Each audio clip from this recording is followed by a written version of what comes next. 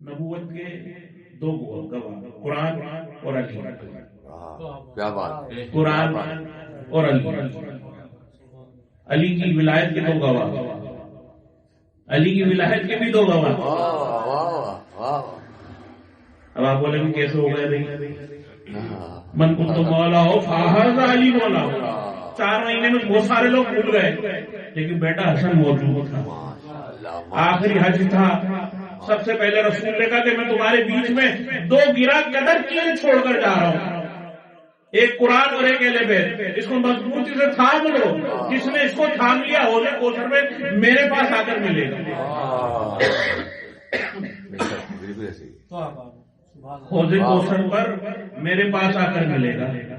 اب علی کے 2 گواہ، نبوت کے 2 گواہ، ولایت کے 2 گواہ، قرآن اور حسن کے 2 گواہ، قرآن اور حسین کے 2 گواہ، قرآن اور زین العابدین کے 2 گواہ، قرآن محمد باقر کے 2 گواہ، قرآن امام جعفر صادق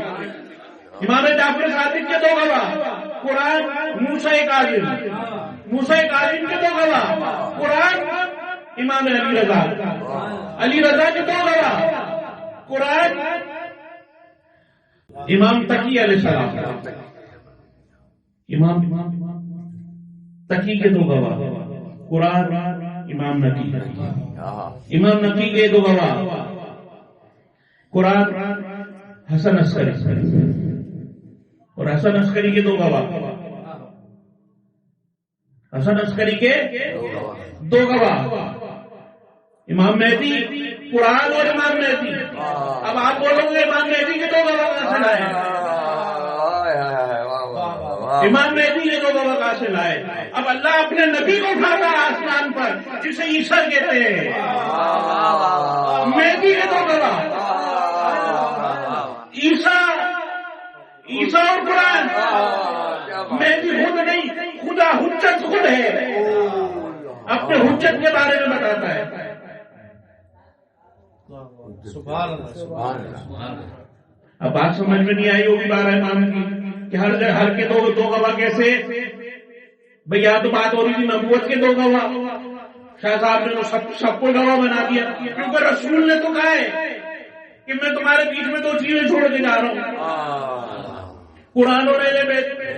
تو میں نے مکمل کر دیا نا، رسول نے شروع کیا سیرا، اور امام مہدی نے جو ہے میں ختم کروں گا. اب امام مہدی کا گواہ کون؟ نبی. کیا بات ہے. عیسیٰ علیہ السلام آئیں گے نا.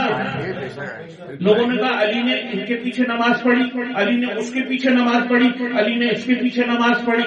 اب علی کا بیٹا اس کے پیچھے نبی نماز پڑھے گا، علی کیسے پڑھے گا؟